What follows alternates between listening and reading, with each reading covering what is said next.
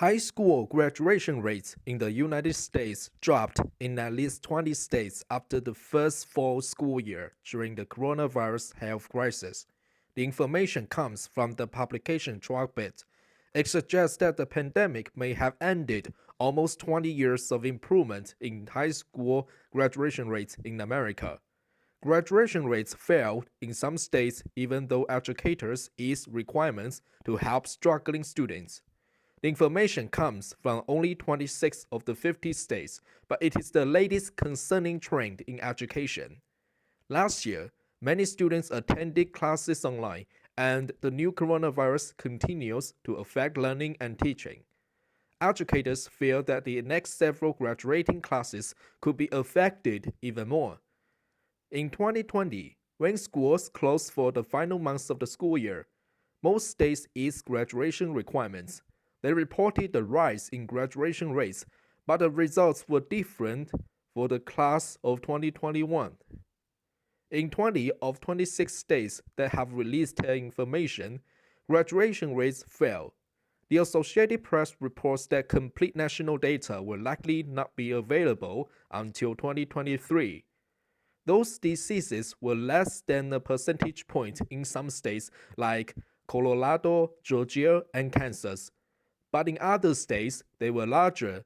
Illinois, Oregon, and North Dakota reported graduation rate decreases of 2 percentage points.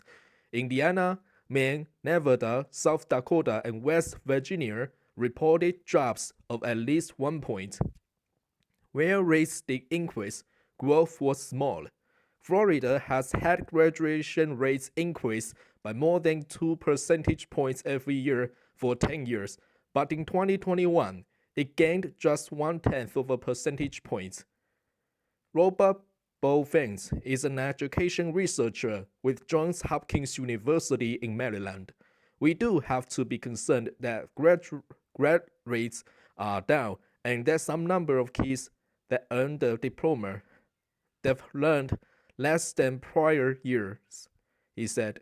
Last year's graduating class was affected in many different ways. In Nevada's Washoe County schools, for example, the graduation rate dropped by 2.6 percentage points. Many high school students worked longer hours or spent more time caring for family members. Carrie Lott is a counselor at the school in Reno, Nevada. She became concerned last year when students started working 40 to 50 hours a week. Some students worked during remote school days, while others took late night hours that made them too tired to do schoolwork. Graduation rates across the whole country are still higher now than they were a few years ago, but the decreases are troubling to many people. In 2001, an estimated 71% of U.S. students who started public high school graduated 4 years later. By 2019, that number had risen to 86%. Observers say that increase is a great success in American education. A study by the Brookings Institution suggested that the increases were the result of new pressure on states and schools from the federal government. The study found little evidence that the long-term improvements were caused by lowering graduation requirements. Some fear that all the effects of the pandemic will hit future graduating classes hardest. In both Oregon and Nevada, the share of the first-year high school students who finished last school year in a position to graduate was about 10 percentage points lower than before the pandemic. Educators are hopeful, however, the last year's drop is not a sign of a trend.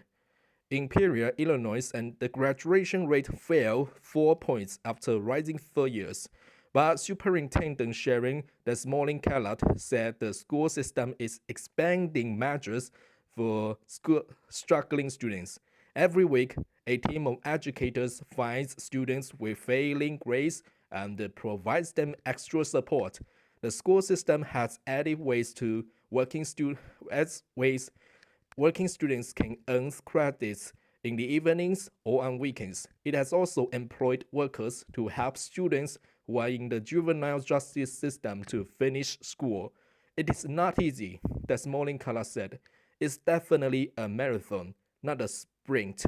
That means the effort is unlike a short race, but more like a long, difficult one. I'm Dan Novak.